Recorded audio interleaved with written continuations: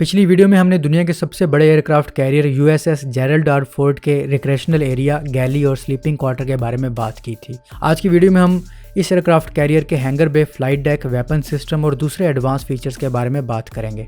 Flight deck के बिल्कुल नीचे हैंगर बे होता है। ये काफ़ी बड़ी स्पेस होती है और यहाँ एंटर होते ही आपको लगेगा कि आप एयरक्राफ्ट्स की वर्कशॉप में आ चुके हैं। यहाँ पर एयरक्राफ्ट स्टोर होते हैं, मेंटेन किए जाते हैं और फ्लाइट ऑपरेशंस के लिए तैयार किए जाते हैं। हैंगर बे इस एयरक्राफ्ट कैरियर का एसेंशियल पार्ट है और यहाँ पर सेलर्स का क्रूशल रोल होता है कि वो एयरक्राफ्ट कैरियर को किसी भी एक्शन के लिए रेडी रखें। यहाँ पर एयरक्राफ्ट की मेंटेनेंस भी की जाती है, रूटीन इंस्पेक्शन, रिपेयरिंग और सर्विसिंग भी की जाती है। जब ये एयरक्राफ्ट परवाज के लिए रेडी हो जाते हैं तो फ्लाइट डेक और हैंगर बे के दरमियान एलिवेटर्स होते हैं जिनके जरिए इन एयरक्राफ्ट्स को फ्लाइट डेक पर पहुंचाया जाता है। हैंगर बे में काम के अलावा एक्सरसाइजेज भी चलती रहती हैं। सेलर्स की स्किल्स पर भी काम किया जाता है ताकि वो रियल वर्ल्ड ऑपरेशंस के लिए रेडी रहें।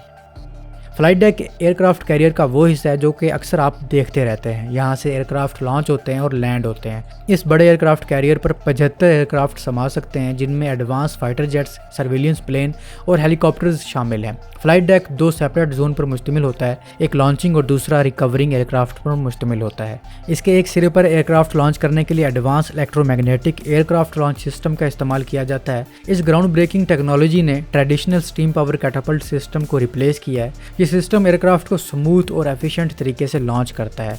फ्लाइट डेक के दूसरे सिरे पर लैंडिंग एरिया है जहां अरेस्टिंग गियर सिस्टम मौजूद होता है।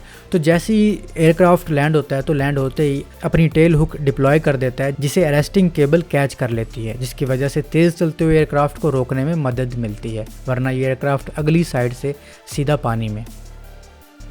यूएसएस जेरल्ड आर फोर्ड सिर्फ एयरक्राफ्ट ही कैरी नहीं कर सकता, इसमें और भी बहुत से एडवांस फीचर हैं। इसमें एडवांस वेपन सिस्टम है, रेडार एंड कम्युनिकेशन सिस्टम है, state of the art propulsion technology है। ये तमाम सिस्टम्स मिलकर इस एयरक्राफ्ट कैरियर को दुनिया का सबसे कैपेबल और लीथल वॉरशिप बनाते हैं। इसमें इलेक्ट्रॉनिक वारफेयर सिस्टम भी है ताकि ये दुश्मन के रेडार और कम्युनिकेशन सिस्टम को जैम और डिसरप्ट कर सके। इसका पैसिव रेडार सिस्टम ऐसा है कि मल्टीपल टारगेट्स को ऐसे डिटेक्ट और ट्रैक करेगा कि दुश्मन को इसकी भनक भी नहीं पड़ेगी कि इन्हें कोई ट्रैक भी कर रहा है या वो डिटेक्ट हो चुके हैं। फोर्ड की एक खास खूबी यह भी है कि इसमें स्टेल्थ टेक्नोलॉजी भी है। इसको ऐसा डिजाइन किया गया है और ऐसे मटेरियल्स का इसमें इस्तेमाल किया गया है कि इसका रेडार क्रॉस सेक्शन कम हो सके, जो कि दुश्मन के रेडार को इसे डिटेक्ट करना और ट्रैक करना मुश्किल बना देता है। इसके अलावा इसका प्रपल्शन सिस्टम ऐसा है जिसका बहुत कम शोर है और इसकी हीट भी बहुत कम है, तो सोनार सिस्टम या इंफ्रारेड के लिए इसे डिटेक्ट करना और भी मुश्किल हो जाता है। इसमें एडवांस डैमेज कंट्रोल सिस्टम भी है जिसमें फायर फाइटिंग और डैमेज कंट्रोल इक्विपमेंट है ताकि बैटल डैमेज या किसी इमरजेंसी हालात पर काबू पाया जा सके। अगर इस शिप के वेपन सिस्टम की बात की जाए तो इसमें सरफेस टू एयर मिसाइल में 2 evolved sea sparrow missile launchers, 2 rolling airframe missile launchers, 3 close in weapon system, 4 mark 38 machine guns और 4 M2.50 मशीन गन्स शामिल हैं। इसके अलावा ये एयरक्राफ्ट कैरियर लैंड और सी बेस्ड सबसोनिक क्रूज मिसाइल और टोमाहॉक जैसे मिसाइल भी फायर कर सकता है। इस एयरक्राफ्ट का सबसे खतरनाक और सबसे advance weapon electromagnetic rail gun होने वाली है, जो कि एक रेवोल्यूशनरी वेपन है जिस पर अमेरिका काफ़ी अरसे से काम कर रहा है।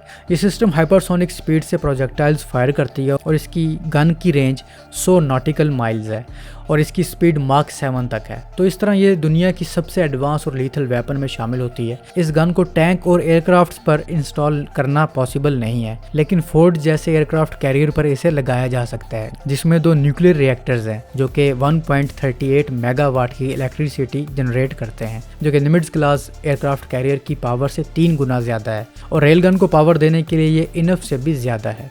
तो अब तक के लिए इतना ही। उम्मीद आपको ये वीडियो पसंद आई होगी। अगर आपको ये वीडियो पसंद आई है तो अपने दोस्तों के साथ ज़रूर शेयर कीजिएगा और कमेंट सेक्शन में अपनी राय का इज़हार भी ज़रूर कीजिएगा। मैं मिलता हूँ अगली वीडियो में।